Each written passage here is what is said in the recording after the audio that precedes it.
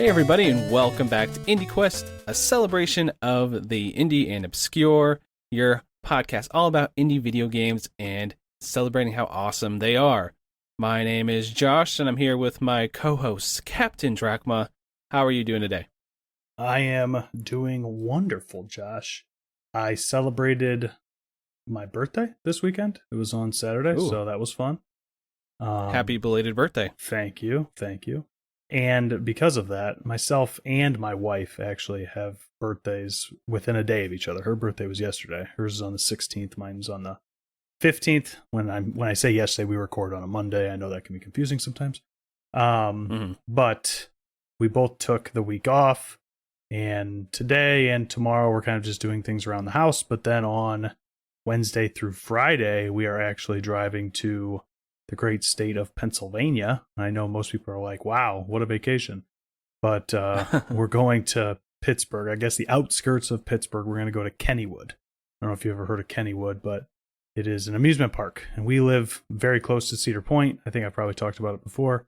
But we're trying to gradually get further and further away from our house, I guess, right? And actually go to amusement parks further and further away from where we're at, radius wise. And that was kind of the next one on the list. Last year we went to Kings Island, which is near Cincinnati, and this year we're going to Kennywood, which is near Pittsburgh. So Damn, sounds fun. I miss amusement parks. It's been a while for me. So yep.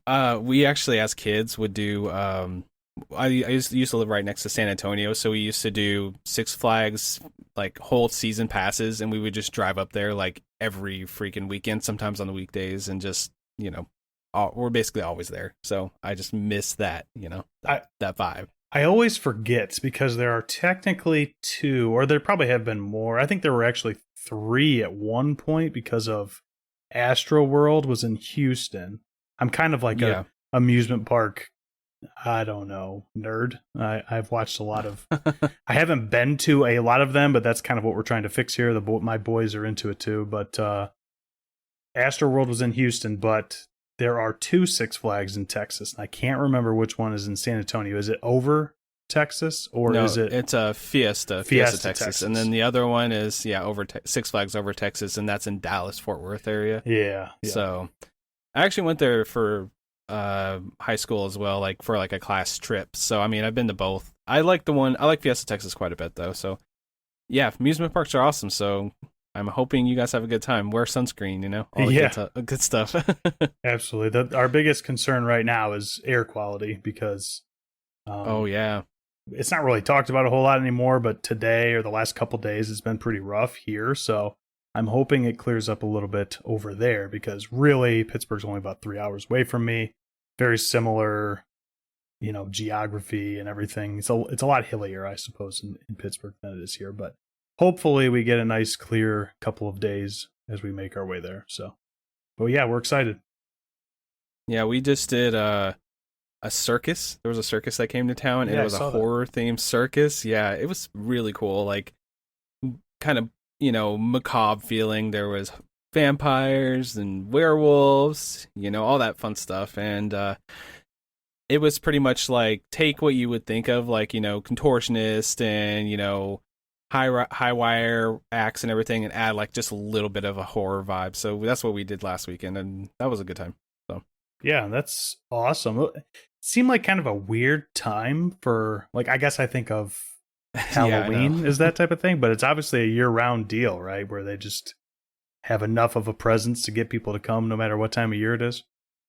Yeah, I was thinking that too when we went in there, and I was like, man, it feels like it's like it was hot that day. It was like 92, so we're in this tent and it's 92 degrees. I'm like, this would probably be a little better when it's like 50 outside. You know what I mean? So yeah, it wasn't too bad once we actually got into the main, tent where the events were going. They had AC pumped in and stuff, so it wasn't that bad. It was a little toasty, but it could have been worse. So it was still fun. Had a great time. But yeah, anything else? It's summertime, man. Steam Summer Sale just ended. Did you get any cool games? I got so many games, and honestly, I kind of lost count. I don't even think it was so many that I just lose count. Like, it's not like 73 or anything like that. And I don't even think it's like 23. I think it's closer to, I think it was definitely double digits, but not much over 10. But because of how sporadically I was picking them up, I would sit down to play something or play the game I'm going to talk about later. And before I would start that up, I would jump into the Steam sale and just start looking, right? And pick up this, pick up that. Maybe I wish listed something yesterday and now I'm going to buy it today so I don't forget to buy it before the Steam sale was over. So yeah, I definitely expanded my collection, but I will say I bought a bunch of shmups, bullet hell type shmups from Cave. That's cool.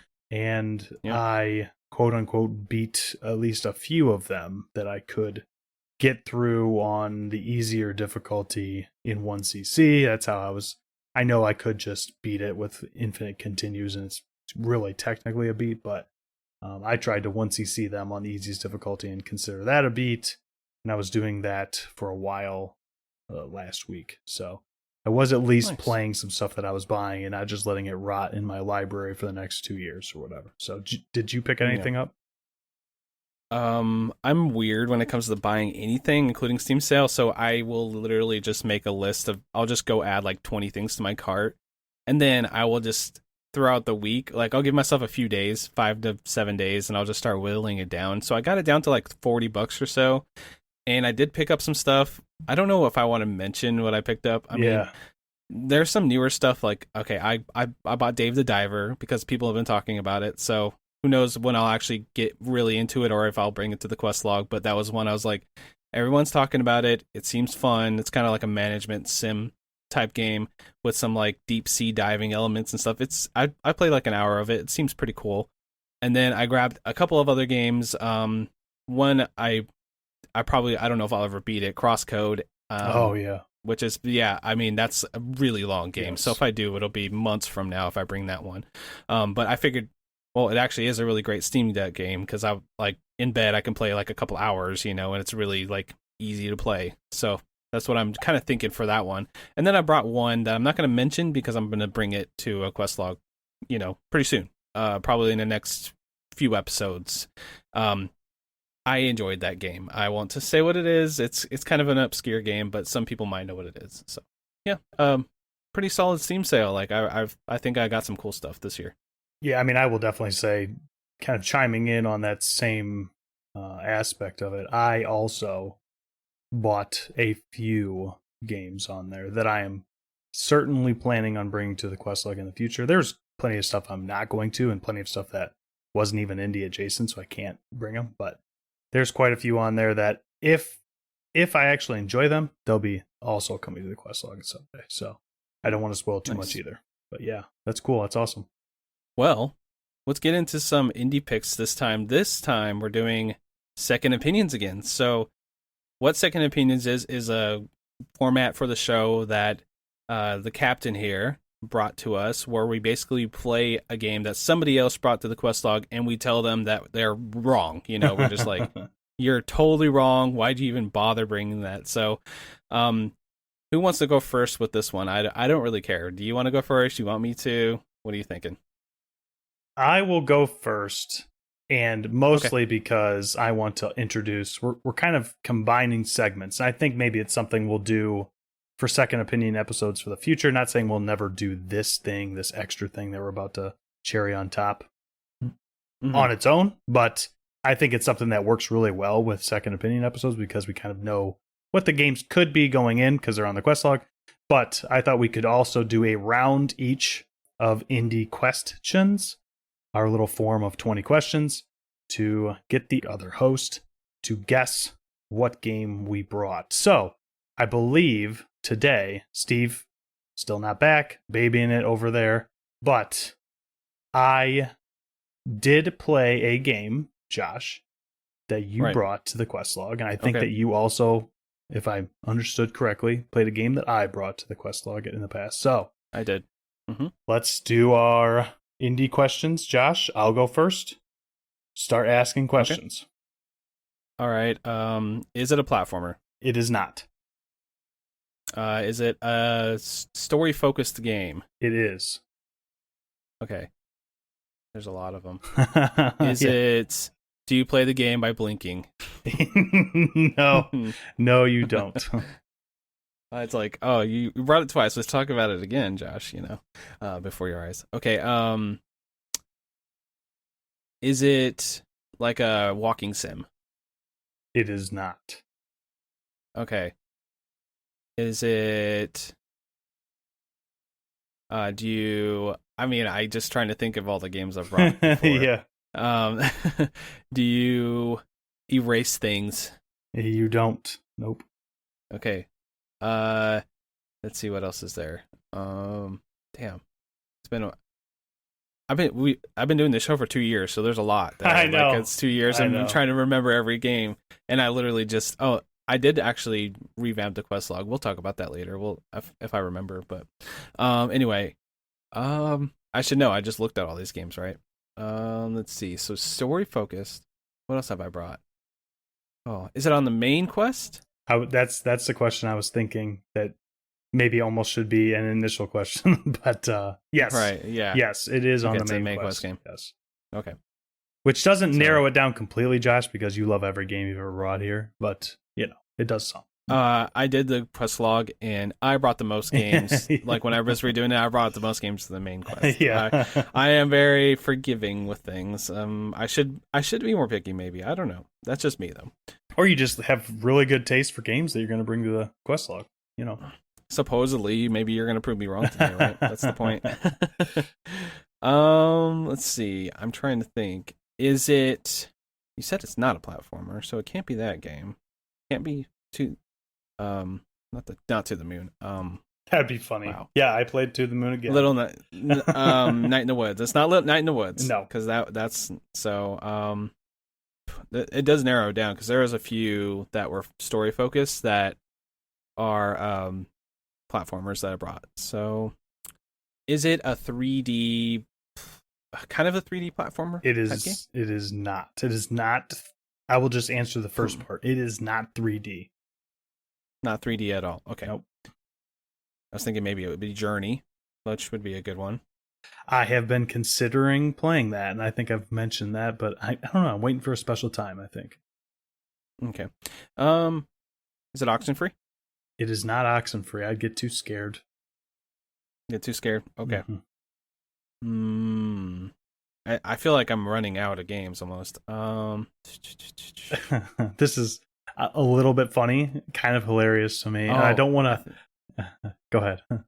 I think I might know what it is. Okay. Is it an RPG? It is. Ish. Is it Undertale? It is Undertale. Okay, you brought Undertale. Okay.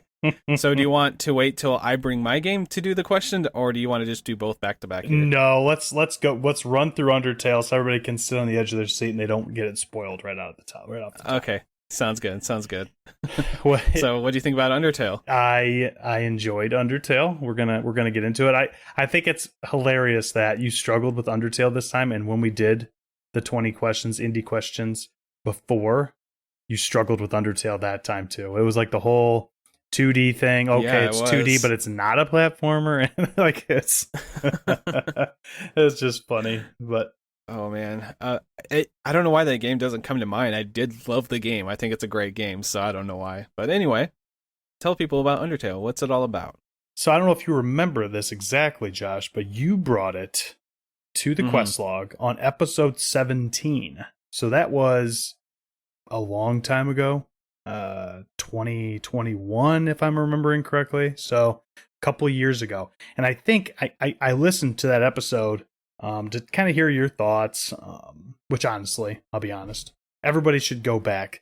The whole point of second opinion episodes aren't necessarily to rehash all the same stuff that we talked about the first time. It's mostly a conversation between hosts, and hopefully if everyone's following along with the quest log and tries to knock out a game here or there from the quest log, which I know some of our listeners do, hopefully it'll be a nice conversation between us that you guys can kind of chime in on in your head and send us an email about it in the future, whatever, right? But Josh, I think that you brought Undertale, if I'm remembering correctly from when I listened to it, as a pile of shame game. Does that ring a bell? Yeah, I think so. I think so. What we used to do back in the day, or an earlier, maybe before episode 20, is we would have a pile of shame where it's basically a doc we would give each other with games that, we're indie game fans. Why haven't you played these games? And then we would assign each other a game to play, and we give each other 3 or 4 episodes to play the game, come back, revisit it, and talk about it. And then the one that I was assigned was Undertale. And I'm actually really glad I kind of got that push to play it. So that was kind of the point of it. The pile of shame, quote unquote, was kind of just like, hey, you finally just go play that game. You need to play it. You're an indie fan. Check it out. So yeah, when I played that game, it was I'm so stubborn sometimes. I'm like, it's an RPG, it's turn-based RPG. 9 times out of 10, I'll play a turn-based RPG and I'll love it, but it just gives me like, it's hard for me to just pick one, because usually it takes a lot of time. But Undertale's 10 hours long, so it's not that bad, not even that probably. So yeah, I think my Steam account, which I probably left Undertale idle at the title screen a couple times, turn it on, go off and do something, and then come back, and I think it was still under 6. Now I will say, yeah, it's not even that many. Right. I can't remember how long it was, honestly. If you're going for every ending, I'm assuming it would be much more than that, because you'd have to replay through the game with completely different choices. We'll get into some of that, of course, and a lot of that you already covered. So like I said, if anybody wants to hear all of the details of this game, go back and listen to Josh. But also everybody that's listening to this, if you have not heard of Undertale, or somehow have not seen screenshots of Undertale or any video of it, you must have been living under a rock, because this game is right. Pivotal, a centerpiece of indie gaming at this point. It's just a massive indie game. So it came out in 2015. Toby Fox did basically everything with the game. Of course, there was some seemingly contracted out stuff, because the credits says there's other people that did stuff, but it was mostly Toby Fox. It's on everything. And here is one of my favorite things to do, and I've kind of made it a tradition as long as I can, is to do I think Steve calls it word soup, or for me it's genre soup, because I just have a knack for naming a whole bunch of things that a game can do just in a row. And as you know, Josh, with Undertale, it is really hard to completely narrow down what Undertale is. So on my note sheet, I have just this 2-line genre for Undertale that has carrots all over the place, but things I forgot about as I was rereading it. I've got stuff crossed off and rewritten to make it sound better. So here's Undertale in a nutshell. This is the genre of Undertale. It is a morality / choice-based 2D 8-bit adventure RPG with shmup, rhythm, and puzzle elements, and disguises itself as a JRPG. Did I do pretty well? Yeah, I would say that's a really apt, especially the disguises itself as an RPG, because it's really kind of not. It's not really. It's more of a rhythm game than an RPG, really. So I would say it's a weird thing. It is an RPG in that you are playing a character, and you have leveling capability, and you're taking on that role, and you're getting a lot of story. So from that aspect, it is an RPG. It's just not your typical turn-based JRPG there you go. Like you think it might be, because it looks like a Game Boyified Earthbound or like Mother 1.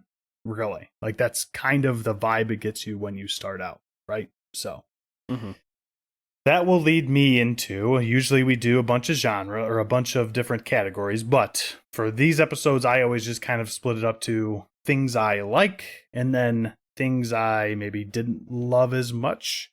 Now, before we even get into it at all, I'm going to say that, Josh, I don't know if I mentioned this, you did bring it to episode 17. But you also put it on the main quest. So if anybody is new listener, hasn't gone back to that, this is on our quest log and is a main quest game. So we will see if I decide to stray from that beaten path and say that it should be on the side quest or not at all on the quest log. Now it's Undertale. I'm assuming everybody that listening's like, yeah, there's no way that's going to happen. And you might be right, but we'll get into it. So things I like. It has a nice aesthetic. a basic art style, but it really is a vibe, right? Like it's a big time vibe game in that way. It's cozy, comfortable. I'm a huge nostalgic. Yes. I'm a huge fan of portable gaming. I've said it in the past, Game Boy games, Game Boy Color, Game Boy Advance, and this really gives off that vibe. Like it could be shrunken down and played on a small screen. Would be a great Steam Deck game. I'm assuming it plays on Steam Deck, but would be a great Switch handheld game. You know, it's suited well to that handheld. Another thing I liked, the humor, which I don't even want to get into too terribly much because Josh, you did get into it a lot in your run through. It's a very funny game. It is almost meme the game. Like there are pretty much so many goofy dad jokes like that. And I will say there are a lot of games that will throw jokes at you and it doesn't come in the right time or it doesn't feel like it's the right context. So they kind of fall flat. Like you get what they were going for, but it's just not that funny because it was forced. Undertale surprises you with the humor. It's like you aren't in that mood at all with the situation that's going on, and it throws something at you out of left field, and it got several audible chuckles out of me. Where it's like, I didn't expect that. It's almost like surprise humor in a way. It's very unique. I feel like it's kind of hard for a game to be extremely comedic, like to where you're actually laughing. A lot of time you're playing a game that has comedic elements, you're just kind of smiling at it. You're like, yeah, I get what you're going for here. That's funny, you know. But like maybe like a Saints Row, you know, you're like, oh, you got like a dildo bat in that or whatever. And you're right. You're like kind of like, oh, that's goofy, and you're kind of like smiling. But this actually made me laugh out loud too. So I agree with you from that standpoint.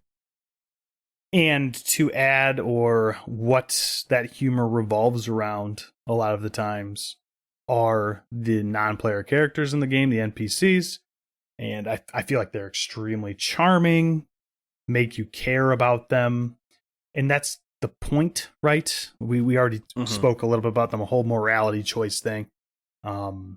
They should make you care because in a lot of situations, you have two choices with a lot of different characters. You can either choose to fight them and defeat them or choose to find another way. And in a lot of cases, the other way allows you to befriend them in a way and develop a closer connection. I'll get to some of the battle mechanics here in a moment, but I just wanted to mention some of my favorite characters. Of course, Sans and Papyrus, the brother skeletons. They're kind of mascots of the game. They are hilarious. They're almost polar opposites of each other, which makes them so much funnier.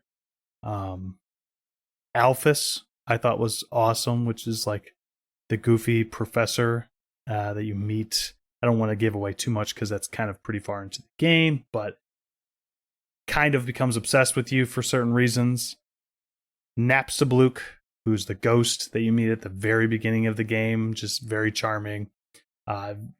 Almost completely non-ghost like, not spooky in any way, afraid of everything else more than anything. And it's just the interactions you have with Napstablook throughout the game are very funny. And then back to Alphys, Mettaton, I thought was also hilarious. All the battles that you have with Mettaton the robot, and everything. They're great. Yes, everything you get up to when it comes to that. The whole latter half of the game has so much going on with Mettaton in that background, right? So don't want to spoil too much, but those are some of my favorite characters. Loved them all. There are others too, Undyne and other characters that have a lot of personality and reasons to like them. The music, amazing. Kind of a mix of chiptune. In a lot of cases, the music starts out very basic, a chiptuney, almost matching the aesthetic of Undertale, but transitions into this like orchestral bop at times. It's wild.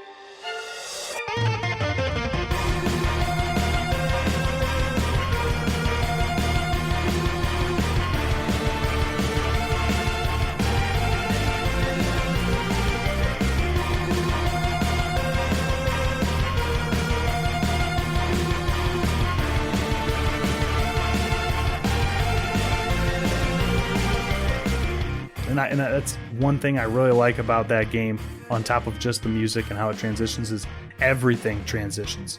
It starts out so basic, and graphical styles take on new forms towards the latter half of the game, but also, even with the 8-bit palette, they do things with the text and the scrolling and stuff that could never be done on an NES or on a Game Boy. And so it's not completely over the top where it's like, oh, this is unrealistic and now we're taking on a whole different form from the original thought of Undertale, right? But it does enough to make you kind of raise an eyebrow and like think, oh, I was not expecting that, which I think is super cool, right? So yeah, Toby Fox is just so full of creativity, like, and just he's just like a creative powerhouse, I would say. Like from like you said, from everything you're describing is one guy too. So that's just insane to think about, you know? It is wild to think that this is all the creation of practically only one person. Just crazy. Yes. After having run through it, it's just, honestly, you don't really think, I know that's the case, but as you're running through it, that's not always at the top of mind, but when you put it into perspective like that, it's pretty wild. The story arc is very interesting. At the very beginning, you find out that you're a human. You fall into this underworld of monsters, and it really plays with the trope of, oh, human good, monster bad. But as you go throughout the game, you kind of start to change your opinion of that. And very early on, you think, this is a typical JRPG. I'm the good guy. They're the bad guys. I should fight them. But that isn't necessarily always the case. And that's kind of what you learn as you play through the game. Now, battles. So we already kind of mentioned it. It looks like a JRPG. It looks like it should play like a JRPG. And it even goes into battles that are very similar to Dragon Quest or something like that, right? But they don't actually play out that way. There is no turn-based back and forth. Well, I suppose there is a back and forth, but it isn't just a matter of select, attack, fight, and then take your turn, and then wait for your opponent to also select whatever, and then attack back, and you just go back and forth like that. Rather than doing that, your actions can either be a fight command, which will allow you to...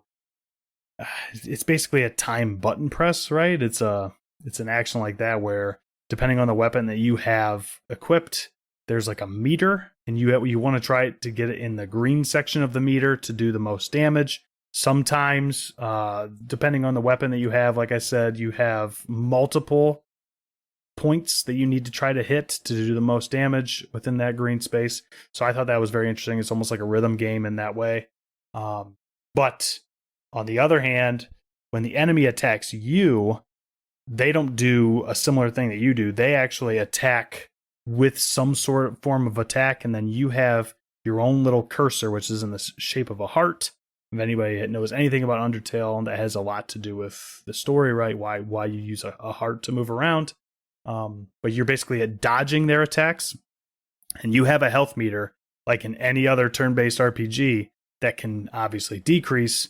But if you're able to efficiently dodge attacks that are coming your way, you will take no damage, which I thought is a super interesting twist, because that's the one, honestly, most stale thing about JRPGs, turn-based RPGs in general, is you don't feel like there's anything you can do as a player to dodge other than maybe equip some form of equipment that will increase your evasiveness or something like that to actually dodge out of the way of attacks that are coming from enemies. You kind of just take the hit. Hopefully you don't take it too hard, and you deliver more damage back, and then you eventually win, right? You maybe expose different elements, different weaknesses. But in Undertale, it is your skill, which I love that. I love shmups. I love being able to utilize my video gaming skill to better myself in a game. So I appreciated Undertale for allowing me to do that. So yeah, it's kind of best of both worlds there, right? You know, you get your a little bit of RPG feel, and then you get your skill too. So yes. So that will end the list of things that I like about Undertale. I know that was kind of saying almost everything about the game. I will say that it is a very good game. Before I go into things that I didn't love, I'm not even saying I didn't like them. I didn't love them because there were certain things, but it's a little nitpicky. I will say that, Josh, I believe that you were correct in putting Undertale on the main quest, as everyone probably already knew, right? It is a very good game. It certainly belongs on the main quest, but I will say, and I'm not saying that you were like, okay, this is Undertale. It's obviously going on the main quest, but also it is perhaps the best main quest game or one of the best games of all time. I'm not saying that you said that, and I think when I was listening, Steve even said, yeah, I like Undertale.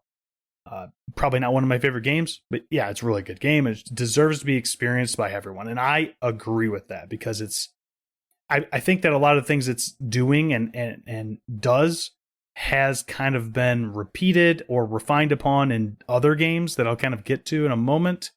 But at the time, I'm sure in 2015, it was something else. I kind of wish I had played it in the moment when it came out rather than waiting 8 years to play it. But really good game. Certainly belongs on the main quest. Any thoughts before I go into what I want to talk about that maybe wasn't my favorite things about Undertale? No, I mean, I was surprised when I played it. Like, you know, when things kind of age, you know, I think at the time it was about 5 or 6 years old when I played it, right? People start getting nostalgic for it. It gets really overhyped, like, a little bit. And that's what I was worried about going into it. Yeah. And then when I played it, I was like, you know, I could see there's things that I had nitpicks with it, for sure. I found some of the combat a little frustrating, and there's just little things like that. I was just like, okay, there's some friction there. But when I came out of it, and if you put your mind at 2015, it's like, wow, this game was like revolutionary for a reason, and people like it, and it blew up for a reason. Yes. And I can see that it's definitely an excellent game. So I'm curious to see what you didn't like about it, though.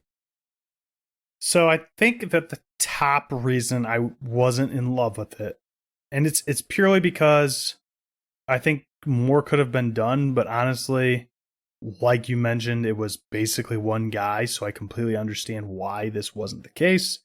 But I do feel that it is very linear game.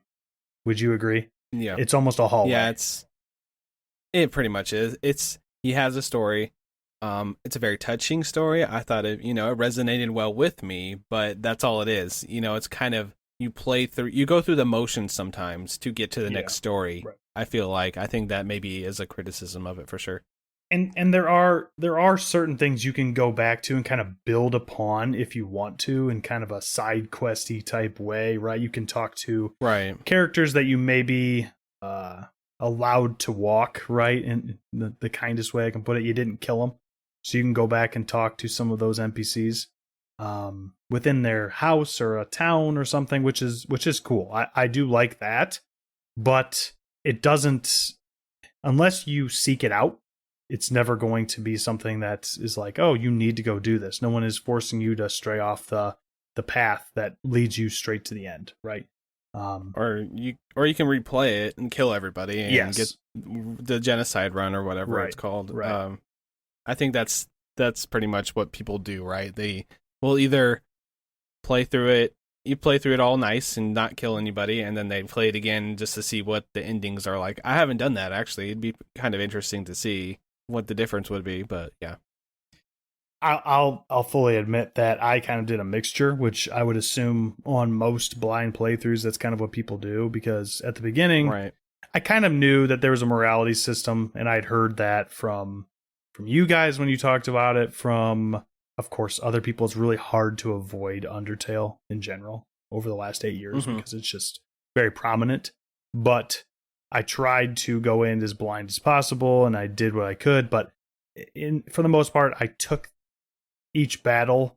I acted upon each battle the way I would have wanted to had I known nothing about the game. So if the NPC was annoying or pissed me off, then I was going to take him down if I had to fight him, right? So that's kind of how I approach the game. So the thing that I dislike a little bit, and we kind of got into this a little bit when you were talking about the battles, I kind of hate that it discourages you from fighting anything, because I feel like it's kind of fun, and anybody who enjoys the grind of RPGs might want to stray from this if they want to get the best ending. I didn't go for the best ending, I'll be completely honest, but I do know, I didn't look it up, but I do know that the best ending is basically not killing anything and just going through pacifist mode. But it is kind of boring that way. It almost becomes a text adventure with shmup elements where you don't get to shoot and you're just dodging the whole time, right? So yeah, pretty much. Yeah. So I don't know, and that I do like the rhythm aspect of the battles. It felt good. I enjoyed that. So maybe if Toby Fox ever decides to make a different kind of game, I love the humor, but maybe make battling not such a detriment to having a good ending, because I enjoyed that aspect. And I knew that every time I decided to attack anything, that I was probably hurting myself in the long run, and I still did it anyway because I had fun with it. So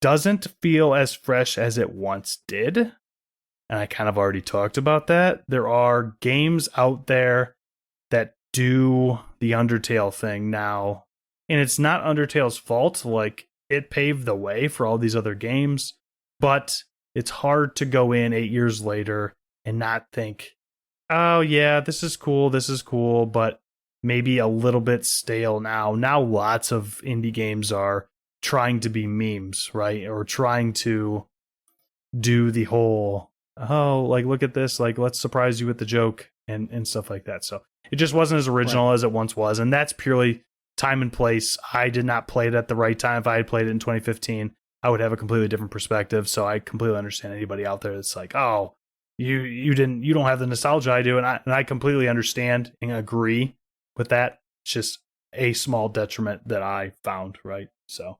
and then lastly, I know it's supposed to at times, and maybe it's just me, or maybe I'm heartless, but I'm not, because we played To the Moon, we've played plenty of games. It doesn't make it, at least didn't make me feel much, and I think part of the point is to make you kind of question things and look inward and make you sad at times, right? It is a thought-provoking, emotional game, but for the most part, I kind of didn't care that much. So that's fair. You know, I mean, that's a pretty valid opinion. It might not be like the primary way people look at the game, but like, that's fine if you have a different opinion than everybody else, or it didn't really resonate with you specifically. You know, art resonates differently with everybody. So right. And my example is a game that came out a year later, One Shot, that I also brought to IndieQuest, is a very similar style to Undertale in terms of graphical presentation. It's not an RPG. It's not a JRPG, right? It doesn't try to pretend to be one. It's mostly a walking story simulation. But the things that it does made me think and made me feel things, whereas Undertale made me laugh. Like, and maybe that was the whole point, but it didn't make me think in a philosophical way. And I'm not saying every game has to, but with as much talking and story as Undertale does, and there are sad sections, I wasn't necessarily moved by a whole lot. I'm not detracting from the game at all by saying that. It's just one thing I didn't love about it. So, but like I said, it is extremely worthy of being on the main quest. I would not move it for a second. It is an indie game, maybe a top 10 indie game that I would recommend everyone play, outside of just my opinion of it, because it is that important. Yeah, I think that sums it up pretty well. Do you think you will play Deltarune? So sequel. Yeah, I didn't know a whole lot about Deltarune other than I got recommended it like within Steam itself after I played Undertale. And yeah, I would totally check it out. I don't know exactly what's going on with it, but I'm pretty hooked on the formula, so I would totally check it out. Okay. Yeah, I it's on my backlog for sure. That's one. I think it's free. I think it's 3 parts. The first 2 are out, and it's just free. You can just play it. So, yeah, that's definitely one I would probably check out sometime. But anyway, I played a game you brought to the quest log. Yeah. Do you want to do an indie question? What is it? Question for that? Yes, I do. I'm excited because I've never gotten to answer one of these before. And okay, I will say that as of right now, I don't have the quest log pulled up. And so if I stumble a whole lot, then that's my fault. And if I absolutely have to, I will pull up the quest log. But hopefully I don't need it. So let's do it. Okay. Go ahead, start asking some questions. Let's get this going. All right. Is it on the main quest? Yes. The game that I brought to the main quest. Is it a platformer? No. I don't even know if I brought any platformers. Is the point of it mostly to run through a story? It's a story-based game. No. No. Dang. Well, now I'm already stumbling. Is it an action game? Definitely. Definitely. And it's on the main quest. Is it a bullet hell game? I wouldn't say so. Not a bullet hell. Dang, this is way harder. Not that I was thinking like, oh, Josh, come on. It's not that hard. I knew I wouldn't be very good at the asking part, but man, without having anything in front of me, it's like your mind goes blank. I don't even remember anything I ever played. I have no idea. What's my name? Yeah, what's my name? Okay. So, trying to recap what I've already asked. It's an action-based game, but not a bullet hell. Mm-hmm. Is it 2D? Define 2D, as side scrolly? Yeah. No, it's not. Is the game engine in 2D? No, I wouldn't say so. Nope. So it's a 3D-ish game? Oh. Is it one of, if not my favorite game of all time? Yes. Is it Death's Door? Yes. Oh, nice. I did not expect you to play Death. I was not expecting you to bring Death's Door. 100%. That's why I didn't go there right away, or else I would have been like, oh, I really hope that Josh played Death's Door. I'm just gonna go pinpoint on that Death's Door right now. Yeah, well, okay, so Death's Door, you brought it for episode 39, one of the, maybe the third game you brought, or fourth game, something like that, when you started being on the show. And maybe later than that, I'm not sure. But anyway, I know you love this game. Yeah. And I like to play games people are excited for and people love, and I want to see why, Yes. So I played Death's Door. It's it is a 3D game. It's a top-down kind of Zelda-style dungeon crawler, I would say. I would say it has some DNA for Souls games a little bit. It has a lot of interconnected worlds, which I noticed and I liked a lot, where you snake back to the original path, which is some of Dark Souls, that just screams Dark Souls or Bloodborne or something like that, where you open up a door and you're back at the original place you started. What? How did I get back here again? That feeling. That's always fun. The boss battles are similar, where you're learning patterns and you just have to repeat things, but I think it's a little less punishing. I guess I should describe the game a little more before I get too much into the mechanics, but how would you describe the art style? It's kind of like maybe Tim Burton-esque, kind of. It's I think both games are very prominent. It reminds me a lot of Tunic, which is why Steve and I have gone back and forth joking about it. But also, it's got that plasticky, shiny feeling of something like the Link's Awakening remake. Link's Awakening, yeah, that's definitely the case. Yes. You play a crow, and... Or is it it's a crow, right? Yeah, crow. And you have a sword and you're kicking demented dudes' asses, and you're basically trying to, you're part of like it's kind of like a bureaucratic society that is Grim Reaper types, where they take souls and bring them to the afterlife type thing.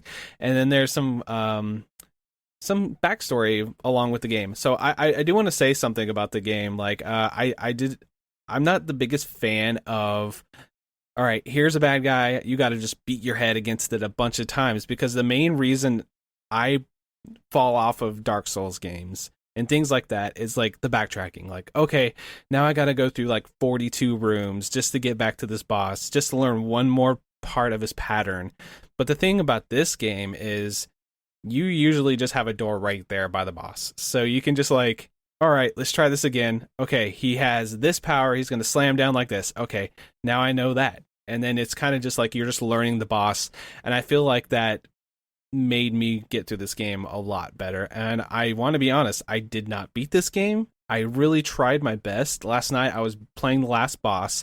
The last boss has this gauntlet that you go through. Yeah. And I was literally, I swear, I was like one hit away from beating him. So I'm going to do that pretty soon. But I pretty much have seen, I actually watched the last cutscene of the game because I was like, well, I want to talk about the whole game in its entirety. Yep.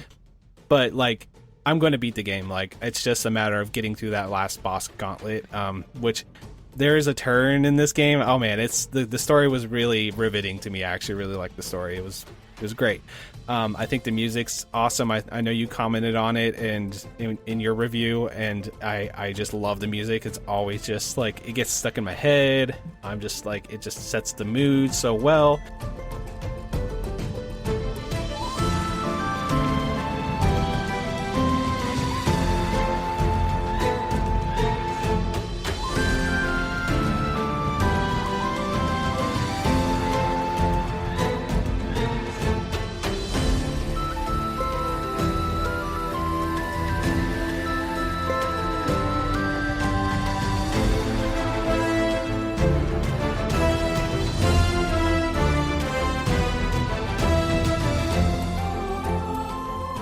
I think the gameplay is, I'm just listing things I like now. I'm doing the same format as you. No, that's totally, but, yeah. So, but I love the atmosphere. I love the exploration. Like, it actually rewards you for like, what's over there? Like, I think I can get over there if I like go this way.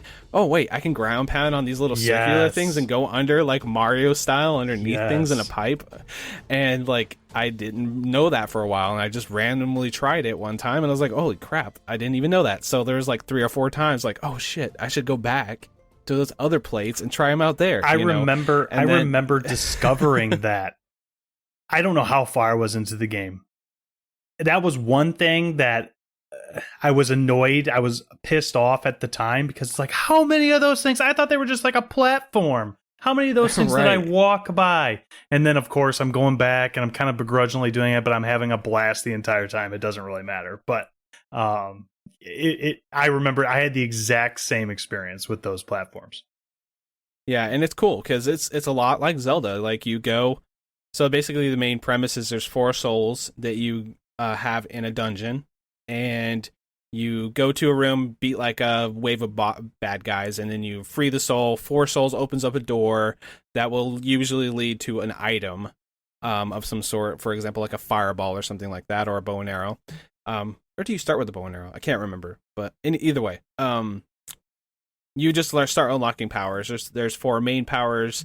There's 3 main dungeons you got to beat, and it's like you beat the 4, get the 4 souls freed, and then you go and then you usually have some type of like area with some puzzle mechanics to get to the boss, and then you fight the boss. Do that 3 times, and then there's some story elements and things, and then like there's things in the world that you can discover, optional bosses that level up things, and it's really just, they just kind of leave you to it, and just figure it out. And as you're playing the game, you start just learning the combat mechanics, and it just becomes second nature after a while. At first, I would go to an area, and I was like, man, this is just so punishing. Why is this so hard? And then like, I go back to that same area later on. Of course, you do level up, so you're more powerful anyway. But like, I'm like, this is nothing now. Just get right through it like it's nothing, So, but yeah, you do level up. So it's kind of a system where you kill bad guys, get souls, and you can find little soul orbs that give you 100 souls, and then you go meet your like bureaucratic dude. Yes. And he levels you up. You can get like better rollings, faster cooldowns on that, better attack range, which is really helpful. I just maxed that out. I maxed my melee attacks all the way up. I'm like, this is the most important thing to me. So I did that, and yeah, I mean, I want to ask you, because I'm kind of just like coming off of this game pretty much, because I'm gonna go back and beat it, like I said. But what is your favorite weapon? Did you just stick with the original weapon, the regular just 3 attack sword, or did you try something else out? I think I tried everything. I'm trying to remember exactly what I ended up landing on towards the end. I used the hammer for a while. I used because it has the lightning effects, that like chain. Yeah. I can't. I think I definitely used the dual blades for a while too. Of course, I did not use the umbrella at all, but there is an achievement on Steam to beat the game using only the umbrella, and I need to do that because I haven't done that yet. I've been planning on doing Death's Door as a rebeat this year for the Polykill challenge, but I haven't done that yet. But I am going to go back and try to clean up the achievements. But the thing about the weapons is they're all so good. Yeah, I don't really have a preference because they all do a specific thing. It's not like you were mentioning Dark Souls. There are weapons in Dark Souls that are just outclassed by other weapons. You should never use them once you find the next weapon, right? Because it's just the same weapon, just not as strong. In Death's Door, they're all very different to the point where each weapon functions completely separately from the others, right? So it's really up to your style of play. And in a lot of cases, it really depends on how the boss patterns are. Like I would change weapons out if I thought I wasn't doing much damage, or I could utilize a stronger attack for a certain attack pattern that the boss was doing and things like that. But for an example, I was going to throw out there, like, there isn't a boss that has a roll attack. Yes. And pretty much you can't get more than 2 hits in, so might as well get the one that has 2 hits that are more powerful. Yes. And use that weapon for that boss battle, basically. Something like that. Yeah, it's a good example. Yeah, I mean, what's the point of using dual blades and getting 2 hits in, or using the stronger one and get 2 hits in and actually do more damage that way when you can only get 2 hits in no matter what with your speed? Yeah, right? Exactly. Or whatever. So I do have a question, though. You're talking about the bosses there. You're talking about the bosses a little bit earlier. I think that something that completely makes this game stand apart from games like it are the bosses, and specifically the main bosses, because there's a lot of side bosses. There's some like gatekeepy bosses that get you into like the main dungeons. But what did you think of the main bosses? I'm not trying to spoil anything. The Witch, the Frog, the Yeti, those types of bosses. I loved them because they had personality. Like, I feel like this game, I would say, like, coming off of it, the number one word I would use is personality. Everything in this game has a personality and its own unique feel, and I think that the bosses in their attacks suit the character, which is cool. Like, that a lot of games don't really even bother doing that.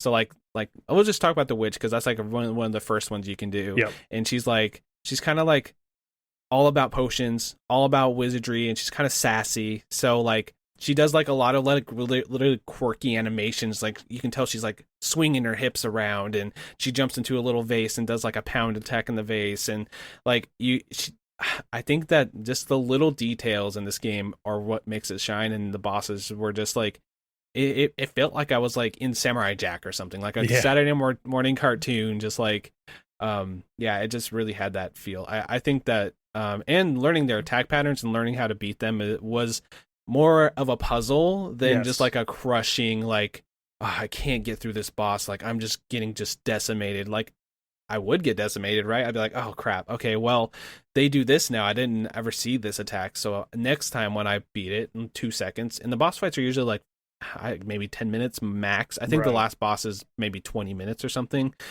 So they're not long. So you're just doing like a 3 or 4 minute attempt. It kind of reminds me of Cuphead in that way. If you guys ever played Cuphead, where you have like just a very short amount of time to learn all these attacks. It's maybe not as hard as Cuphead. I would say this game is challenging, but I wouldn't call it like Dark Souls level of No. challenging. You know what I mean? Like it's hard at times, but like I think that maybe one thing I didn't like is I do think some of the attack patterns for some of the like even like mini bosses and things are a little unfair. Like I do think that they like get an unfair hit in on you occasionally on some of those. That's just my opinion. Maybe I'm not playing it good enough. Maybe I need to get good, but I feel like occasionally I got hit and I'm like, there was like no way to avoid that. You know what I mean? Type of feeling. I think that's one of my nitpicky things about the game, but like once you deal with the certain type of enemy, you're like, okay, well,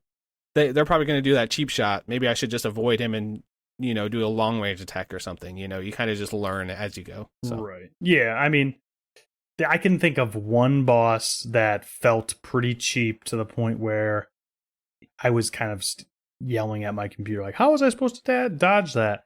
And there was one side boss where I think I was just beating my head against the wall and didn't go upgrade myself enough or grind a little bit. I think I know what you're talking about. Yeah. I think I know what you're talking about for sure. Where I just was like, okay, like I all I need to do is go and grind a little bit and I probably would be fine, but I feel like I'm right there. But it really took me several like double digits, lots of attempts to beat that specific boss that I'm thinking of. But then there were other bosses that were similar to it that I beat first go. So I don't know. It might have been a specific situation with that one. Not sure. But I understand what you're saying. Yeah. Yeah. In like, honestly, this is just like maybe a little bit of a criticism for the game. Like, I feel like occasionally it can be a little cheap, but like from like just playing the game, I got absorbed in it. Like I was like, I can see why this is your favorite game. And I agree that it's on a main quest. I thought about jokingly be like, oh, it's a side quest or something, but no, really, I do think this is a game that even if maybe this isn't your style of game, like you're not like a huge like Zelda type. I'm like, honestly, this feels kind of reminds me of like Link to the Past or something in some respects. Yes. That style of game.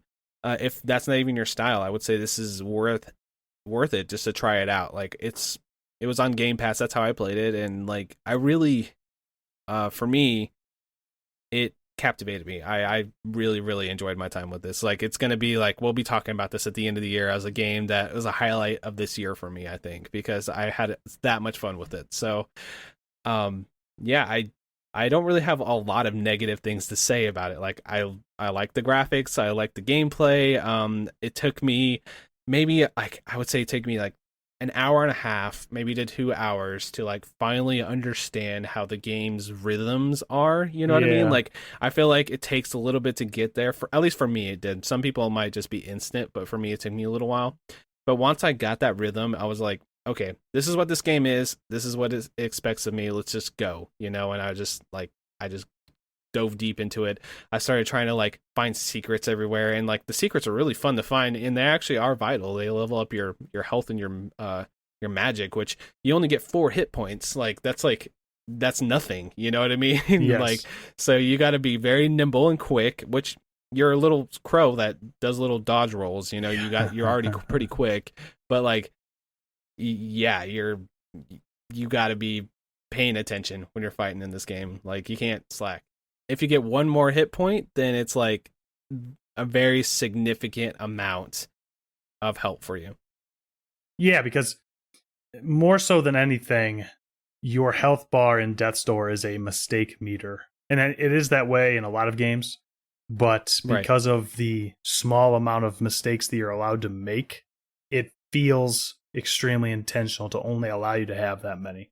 And I thought that what played so well. And like you said, Josh, the most challenging parts of the game, it will allow you to start right beforehand.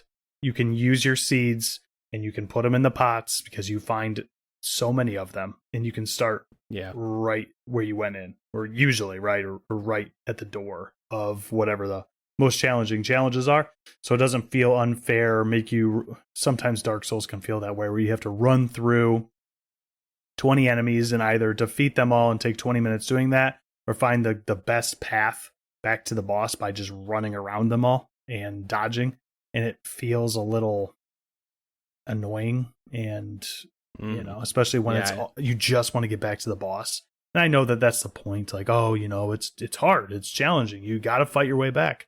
But I think Death's Door proves that you don't need to do that and still can create a very high quality boss fight without running through 20 enemies to get back. So, yeah, I mean, I probably sound nitpicky saying that about the Dark Souls game, but I'm not gonna lie. Like, I have hit bosses I've played those games like a decent amount each time. I always give them a fair shake.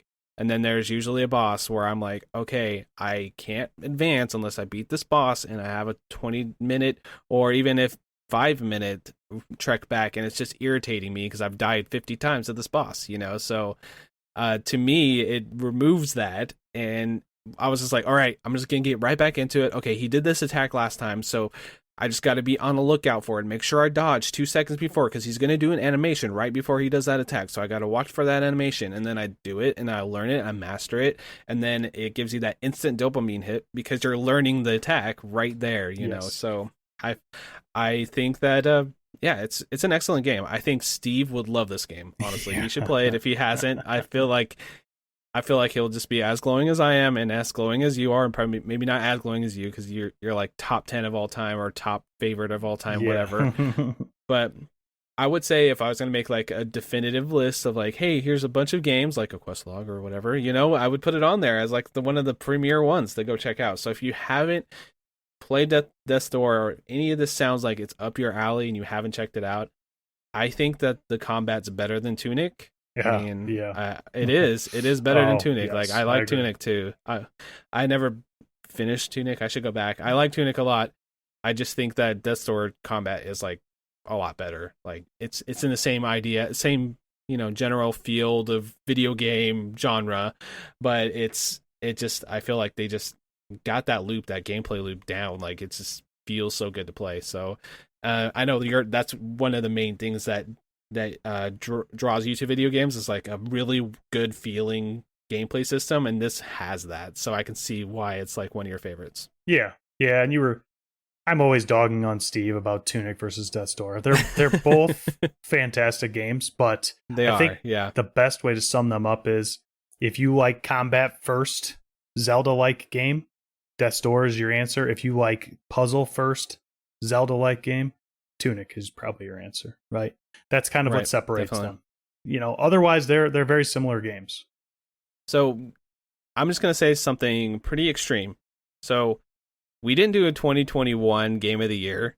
If I would have played this in 2021, this would have been a 2021 game of the year probably, or at least a contender for me if I would have played it back then. So I'm not sure what game I would actually pick. I don't know what year Outer Wilds came out. Maybe that is a 2021 game. I'm unsure. But that's probably earlier than 2021. I don't know. Time is a flat circle for me. But anyway, I do think that it would probably would have been like in my runnings as one of my favorites for that year for sure.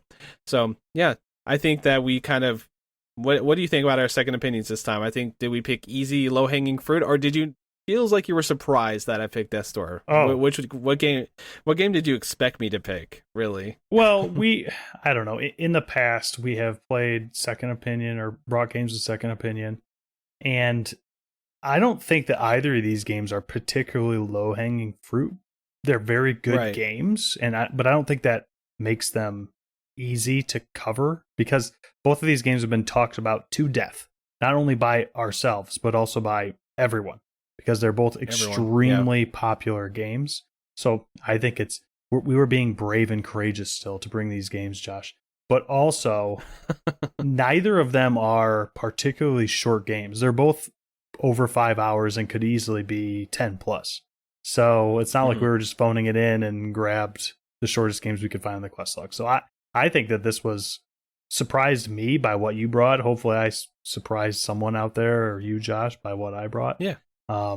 We just so happen to bring two of the best games that have ever been called an indie. But hey, Yeah.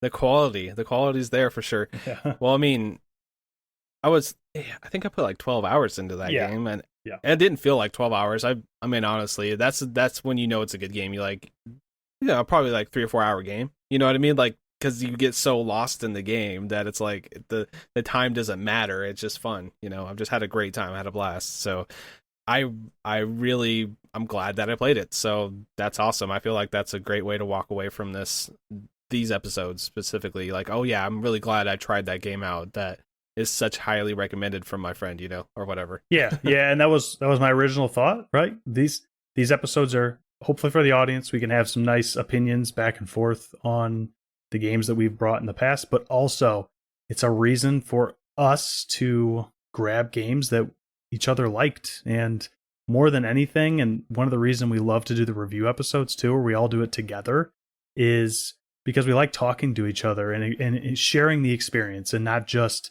hey, this is pretty cool, you guys should try this out, rather than do that like, yeah, hey, guess what, I did try this out and this is my thoughts on it. So it feels good. It's really cool.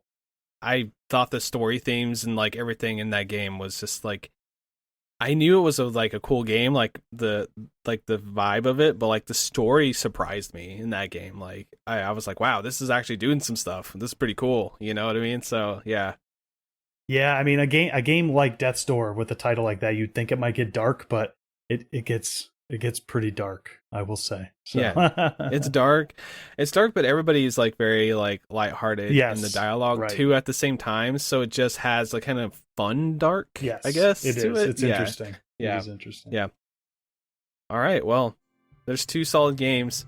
I mean, I don't think we can recommend them enough: Undertale and Death's Door. So, if you guys haven't played them, or if you have, and even if it's not like you taking it from our recommendation, if you played them in the past and you want to talk about them with us, send us an email. That's IndieQuestPod@gmail.com, and we'll read them on the show. Keeping the discussion going is always the best. So that's awesome. Sure. So let's go ahead and do some plugs. Where can they find you on the internet?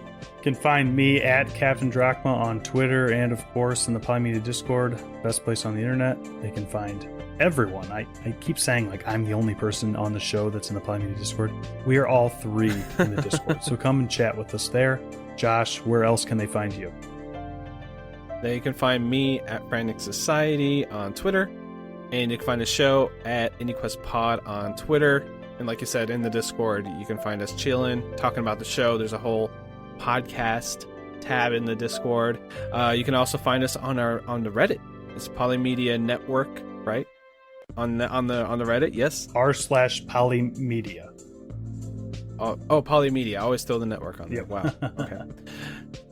Oh well, we're also part of Polymedia. Speaking of that, it's a really great podcast network full of a bunch of shows for nostalgia lovers.